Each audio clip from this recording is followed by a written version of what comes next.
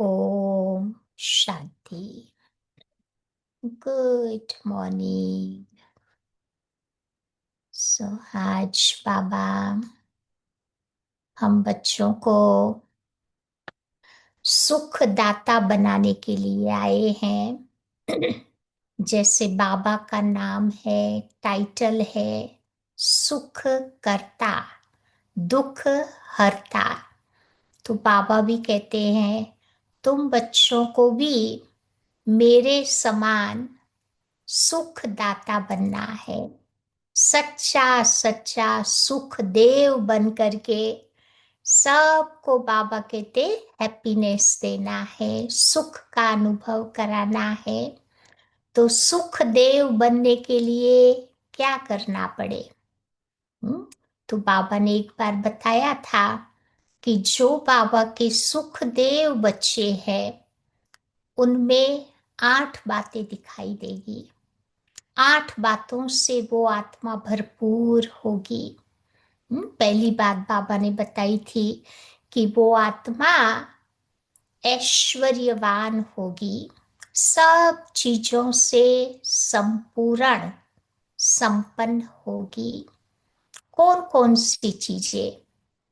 तो बाबा ने बोला सर्व शक्तियों से, सर्व गुणों से, सर्व खजानों से और ज्ञान से वो भरपूर आत्मा होगी।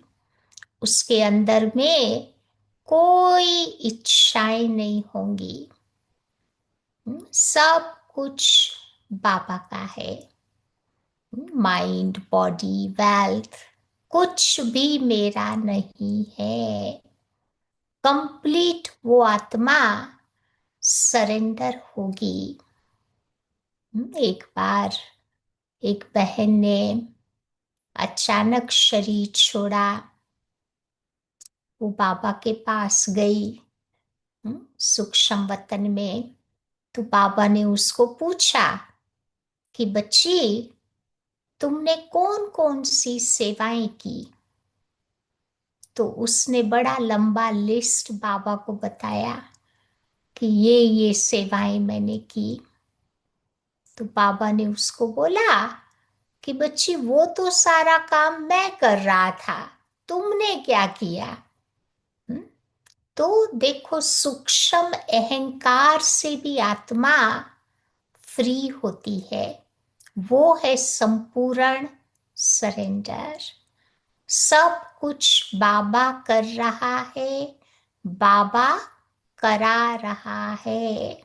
मैं आत्मा केवल निमित्त हूं। तो इसको कहते हैं भरपूर आत्मा। दूसरी बात, जो सुख करता आत्मा है उनमें कभी भी मांगने के संस्कार नहीं होंगे। वैसे भी दुनिया में देखते हैं ना, कौन मांगता है? भिखारी मांगता है। तो हम बाबा के बच्चे कोई स्थूल चीजें तो नहीं मांगते हैं, परंतु कभी कभी अंदर में थोड़ी इच्छाएं रहती है। कोई हमें प्यार करे, कोई हमारी केयर करे, कोई हमें रेस्पेक्ट दे देवे, कोई हमारी थोड़ी महिमा कर देवे, कोई का हमारे प्रति थोड़ा अटेंशन रेवे, कोई की हमें थोड़ी सिंपैथी सहानुभूति मिल जावे, थोड़ी शांति मिल जावे, हैप्पीनेस मिल जावे, कोई मुझे थोड़ा सपोर्ट कर देवे। तो ये सारी सूक्ष्म में इच्छाएं रहती है। कोई मेरी खातिरी कर देवे। हम्म, तो ये बाबा कहते हैं मांगना हो गया। कौन मांगता है? किसके अंदर ये इच्छाएं रहती है? जो कमजोर आत्मा होती है, जो डिपेंडेंट होती है, उसके अंदर ये इच्छाएं जागृत होती है। देखो ब्राह्मण सब कुछ बाबा से लेते हैं, इन सटल इच्छाओं से भी वो उपराम रहती है। तो कुछ भी एक्सपेक्टेशंस कोई से भी न हो, तब सुखदेव बन सकते हैं। तीसरी बात बाबा ने बोली थी, वो थी कंप्लेंट्स। वो कभी किसी की शिकायतें नहीं करेगी। कई आत्माएं देखो, हर बात में शिकायतें, हर बात में कंप्लेंट्स करते हैं, छोटी छोटी बातों में भी कंप्लेंट्स। नहीं, हम लोगों को याद है, हम लोग सेंटरों में जाते थे, रहते थे ना, छोटी छोटी बातें खुद ही फिक्स अप कर लेते थे, कंप्लेंट्स नहीं करते थे। नशे से कहते हैं ना कि ये मेरा घर है, बाबा का घर, सो मेरा घर है। तो अपने घर में छोटी छोटी बातें होगी तो हम ही तो फिक्स करेंगे, और कोई थोड़ा बाहर से आके करेगा। कोई बड़ी बात है वो अलग चीज है। तो बाबा कहते कंप्लेन कौन करता है? जो आत्माएं अंदर से खाली होती है, अंदर से समथिंग इज मिसिंग फ्रॉम बाबा, वो क्या करेगी? शिकायतें ही करेगी। कहते ना, empty chickpeas makes lot of noise. खाली चना बहुत आवाज करता है ना। मटकी में पानी कम होगा तो बहुत छलकेगा। तो इसीलिए बाबा ने हम बच्चों को बोला है कि साक्षी दृष्टा बन करके इस ड्रामा को देखते जाओ। जो सीन आती है एंजॉय करो, परंतु छोटी छोटी बातों में शिकायतें करके हमें अपना वैल्यूएबल टाइम वेस्ट नहीं करना है। संगम युग कितना थोड़ा टाइम बचा है, समय का सदुपयोग कर लेना है। चौथी बात कि जो बाबा के सुख करता बच्चे हैं, वो कभी दुख का अनुभव अपने जीवन में नहीं कर सकते। तो बाबा कहते हैं कि चलो कभी कभी शरीर की तकलीफें आती है, तो उस समय भी अमृत वेला बैठ करके इस शरीर को भी बाबा कहते सकाश देते जावे। बॉडी स्कैनिंग करे, है सिर से लेकर के पांव की चोटी तक, जहां जहां दर्द हो रहा है, बाबा की वो किरणें उस दर्द को समाप्त कर रही है। उस प्रकार की फीलिंग्स क्रिएट करके इसको भी बाबा कहते मुझे पावर देनी है, क्योंकि शरीर तो फिर भी आयरन एजेड है ना, कलयुगी शरीर है। उसको कभी कभी कुछ कुछ हो जाता है, तो उसको भी हमें ही तो चलाना पड़ेगा ना। तो ये थोड़ी युक्तियां बाबा सिखाता है। तो शरीर की तकलीफ में भी आत्मा दुख का अनुभव नहीं करेगी। सोचेगी कि चलो हिसाब किताब मेरे चुक तो हो रहे हैं। फिर पांचवी बात बाबा ने बताई थी कि बाबा के सुख करता बच्चे, कभी भी उनका मूड फ्लक्चुएट नहीं होगा।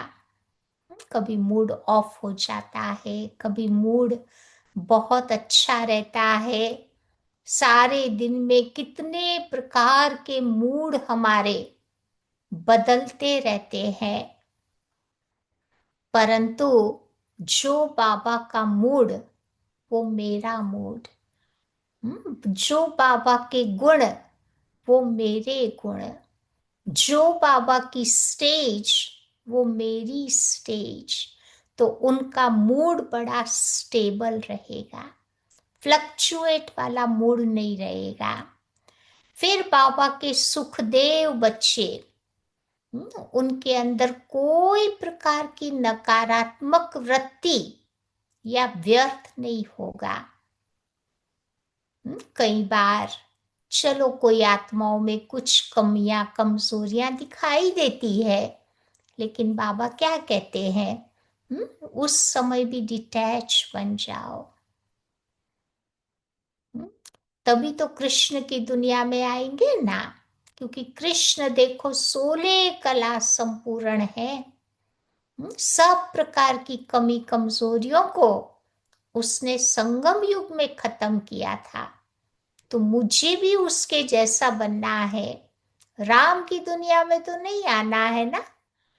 तो बाबा कहते अंदर में कोई प्रकार की कमी कमजोरियां अगर है तो साइलेंस में वो आत्मा बैठकर अंतर्मुखी बनकर अपने आप को देख करके अपनी कमियों कमजोरियों को वो दूर करने की कोशिश करेगा।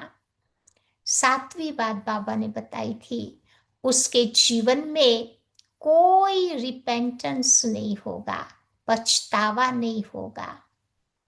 कई बार हम सेल्फ विक्टिमाइजेशन के कारण अंदर ही अंदर कुछ गलत करते हैं ना, तो गिल्टी कॉन्शियस फील करते हैं, इंफ्योरिटी कॉम्प्लेक्स में आ जाते हैं, अपने प्रति अच्छे विचार नहीं रहते हैं। फिर वही की वही बातें याद करते करते पछतावा होता है कि ये नहीं करते थे तो अच्छा था, ऐसे नहीं बोलते थे तो अच्छा था। उसकी जगह चलो गलती हो गई, तो सबसे पहले मुझे अपने आप को फॉरगिव करने की आर्ट सीखनी है। अगर मैंने खुद को फॉरगिव किया तो वो बात फॉरगेट हो जाएगी, भूल जाएगी। और जो व्यक्ति पहले खुद को माफ कर सकता है वो सभी को माफ करने में वो होशियार होगा।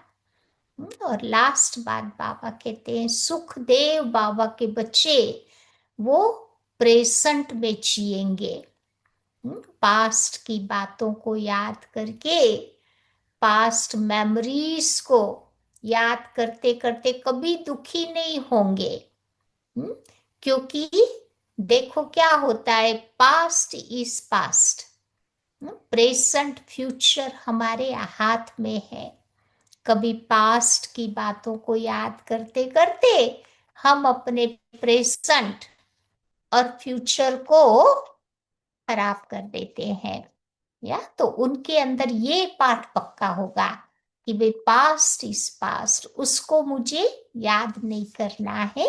प्रेजेंट की अच्छी अच्छी बातों को बुद्धि में लाए तो अपने आप उस पास्ट से हम दूर हो जाएंगे। तो ये 7-8 बातें जो बाबा के सुख करता दुख हरता बच्चे हैं उनके जीवन में हमें दिखाई देगी।